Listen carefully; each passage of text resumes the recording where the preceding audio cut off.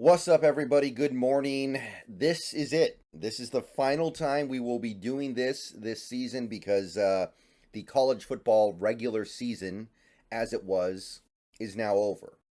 We still have games, but they're the conference championship games, and then we get the Army Navy game, and then we get the bowl games, then we get the playoff. So I'm not going to be doing this for all that because it's all very segmented, and a lot of the players aren't going to play. So we're just going to focus in on this week as kind of our final week, and we're going to kind of sum everything up in a future video, maybe even later today. And we basically have all the information we're going to get at this point, right? Like, there's a pretty good chance that somebody in college football will do something crazy in the bowl games or the playoff games, or maybe even one of these upcoming conference championship games that puts them on the map in a way that they weren't before. Like last year, CJ Stroud. CJ Stroud went crazy on the Georgia defense and I think boosted his draft stock significantly. So there's still some stuff that's going to happen, but in terms of a format like this, it doesn't really make a lot of sense to look at it that way. So let's take a look at the guys who performed well this most recent week in college football at these key positions. Going to start with Bo Nix. He pretty much is always here. Oregon guy, 33 of 40, 367 yards, 2 touchdowns, ran for 31 yards and a touchdown. And this was against Oregon State, which is a real good defense. That's one of the best defenses in college football. So he was great. He does what he always does, 90 PFF grade. I can't really take anything away from the season Bo Nix has had. He's just been completely off the charts insane in basically every game he's played. I don't know how well it translates to the pros, but you can't do better than what Bo Nix has done. You just can't. Jaden Daniels, he's kind of in a similar boat. Every game he just balls out, and at this point, I don't know if I'm going to be able to deny him a first round grade when it comes time for big board stuff. 16 to 24, 235 yards, 4 touchdowns, ran for a $120. The stuff he does with his legs is crazy. Like, we see college quarterbacks do that sometimes, but the passing and the running and the incredible efficiency and explosiveness on his runs is it's I feel like I haven't seen it since Vince Young or somebody like that. 94.6 PFF grade, which is insane. Joe Milton, finally I get to shout out my guy, the Tennessee Volunteer. He killed it. 22 of 33, 383 yards, 4 touchdowns, ran for 2 touchdowns on 11 yards. So that's 6 touchdowns in one game for Joe Milton III. 91.1 PFF grade.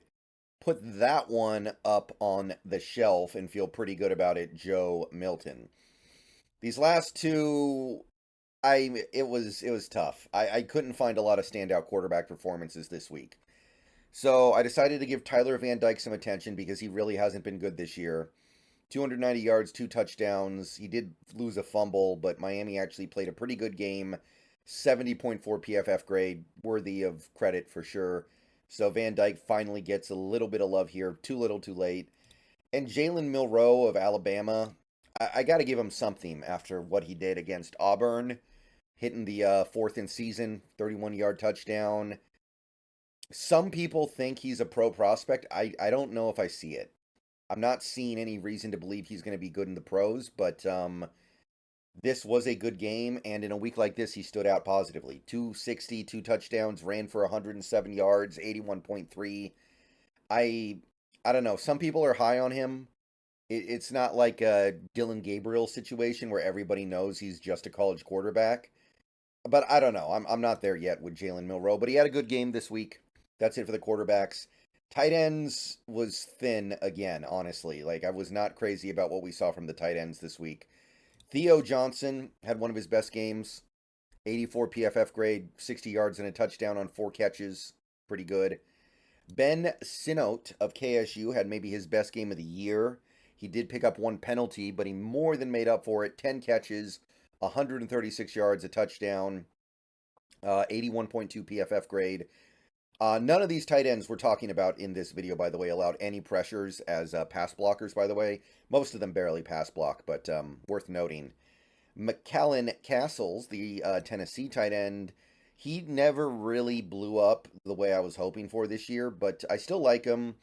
47 yards, 3 catches, and a touchdown, 76.3 PFF grade.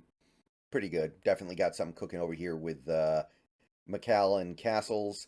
Jared Wiley is a new name, and he had probably his best game of the year. 8 catches, 39 yards, 2 touchdowns, 70.3.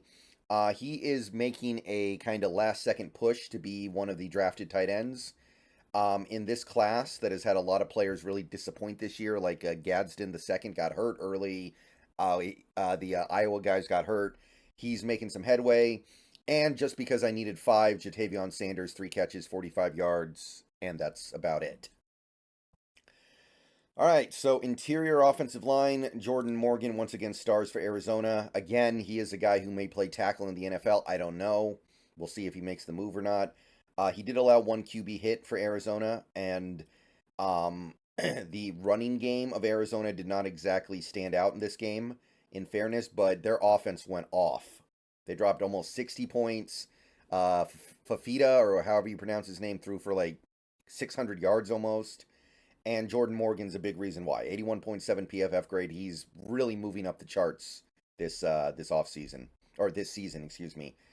Rest of the guys would be Christian Haynes of UConn. 240 rushing yards for UConn in this game. They ran the ball really well. Haynes did have 1 penalty, but he allowed no pressures. 71.8 PFF grade. He is one of the highest rated players in college football this year and has probably worked his way into early day 3 or late day 2. Tanner Bortolini of the Wisconsin Badgers. Wisconsin ran all over their opponent this week, 267 yards, over 6 yards a carry. No pressures allowed by Bortolini.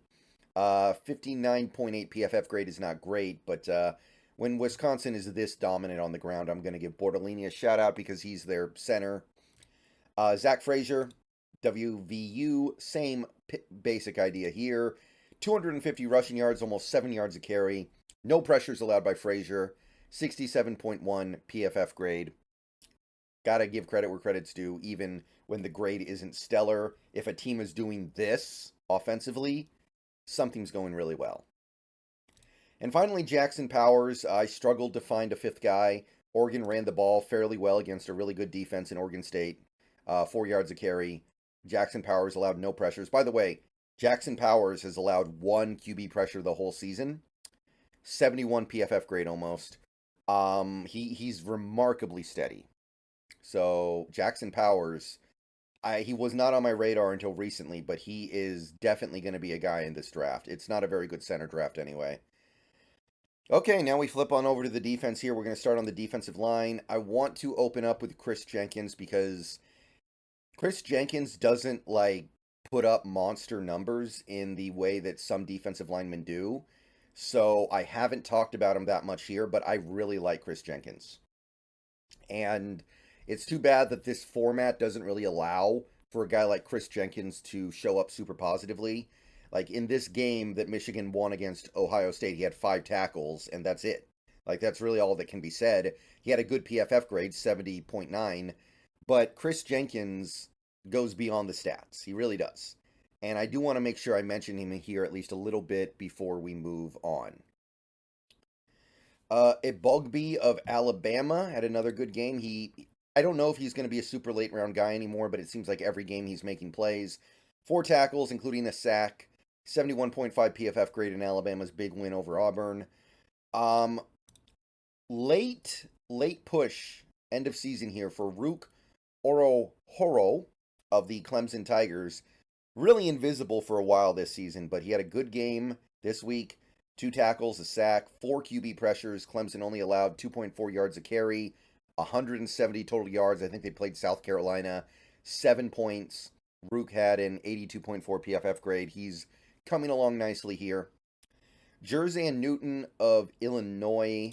He has really settled in here as the clear-cut number 1 defensive lineman in the country. 5 tackles, 2 sacks, 5 QB pressures, which is at this point kind of just a normal game for him. And the thing is that Illinois defense is atrocious. Like, they gave up 45 points in this game, I think. I think it was 45. So, yeah, Jerzan Newton is what we call a turd blossom. 77.9 PFF grade. Final guy, final chance to make an appearance on one of these lists. He finally did it. Michael Hall Jr. of OSU. Big disappointment for me this year, but he had a pretty good game against Michigan. 4 tackles, 2 pressures on McCarthy, 84.5. It's not crazy good or anything, but he did stand out on an OSU defense that kind of struggled this week, if we're being honest, in terms of the grading. All right, linebackers. We got some mostly usual suspects here. We're going to lead with Curtis Jacobs here at Penn State, and we're going to have to spend a little bit of time here because Penn State's complete dominance on defense in this game against the Spartans is going to take a while to document. Like, Curtis Jacobs, he only had 3 tackles, but that's because Michigan State went 3 and out like every time they touched the ball. They couldn't move the ball. So there are no opportunities to get tackles. 1.5 sacks, 4 pressures, allowed 29 yards in coverage. Penn State as a team allowed negative 35 rushing yards, 53 total yards, 0 points. So Penn State, that is as dominant of a defensive game as you're going to see. And Michigan State's bad, but they're not like a Division III team. 78.2 PFF grade for Curtis Jacobs. He's kind of going under the radar this year, but I continue to at least be intrigued by him. I don't know if I want him. We'll have to see where we are when everything breaks down at the Combine. Junior Colson of Michigan. Nice game for the Wolverines. 11 tackles and a pressure. Did get dinged in coverage a little bit. 41 coverage yards allowed. 61.2 PFF grade isn't great, but that was one of his better games of the year, I feel, regardless of what the grade may say. So he's a standout for me. Edgerrin Cooper of Texas A&M. Now that I've taken notice of him, it seems like every week he's doing good stuff. 8 tackles, 1 for a loss, which was a sack. 4 QB pressures, a lot of stuff on the blitz. 71.8 PFF grade, good player, really starting to catch my attention. Cedric Gray of the Tar Heels went crazy. 17 tackles, 1 for a loss, half a sack, 2 QB pressures, only allowed 13 yards in coverage. Only a 70.7 PFF grade. I don't know how you can put up those numbers and only get a 70.7, but that's still pretty good. And he's still one of my most intriguing players in this draft. And this last spot was kind of tough. Barrett Carter was going to get it, but his tackling was atrocious. He missed like 5 tackles in that game. So I went with Trotter. He had 5 tackles and 4 pressures, allowed negative 3 yards in coverage, which, again, early in the year, he wasn't doing that well in coverage. He's really turned it on lately, which is huge because he's a smaller player. 71.3 PFF grade. I like what I see with Trotter lately. Finally, we're going to go through safety here real quick. Maybe this is a little more pertinent now that Jarek Reed II has torn his ACL. I don't know. But I know that safety is not a high priority for most Seahawks fans. But I do want to keep an eye on some guys here. We got Jaden Hicks of the Cougars. He did everything he could to pull that upset on Washington. 4 tackles, a sack, 2 QB pressures, a pick, 15 yards allowed in coverage against Washington's mighty passing attack. 78.9 PFF grade. Really good game. Really impressed by him. Rod Moore, of course, had the game-sealing interception for Michigan. He also had 5 tackles. Did allow 37 yards in coverage, but that's a big play in a big moment. 73.6. Cole Bishop, Utah, 7 tackles, 1 for a loss, which was a sack, 2 pressures, allowed only 8 yards in coverage. Utah as a team only allowed 262 yards. 71.2 PFF grade. Nice, solid player. Nice, solid game for him. Tyler Nubbin of Minnesota continues to get my attention in a positive way. 3 tackles, a pick that he took back for 52 yards. Only allowed 11 yards in coverage. Not a stellar grade, 64.2. But this continues to be, I think, the most intriguing safety in this draft. And finally, Bew Braid of Maryland, 6 tackles, half a tackle for loss, a pressure, 10 yards allowed in coverage, 66.1 PFF grade. And that's it. All right. That is all we have for this season. I'll be trying to sum all this up in a future video. Thank you, everybody. Let me know what you think. Let me know if you think I'm missing anything. And yeah, it's been a very interesting season of college football, but I think we now have a much better idea of who are the guys to look at in this upcoming draft.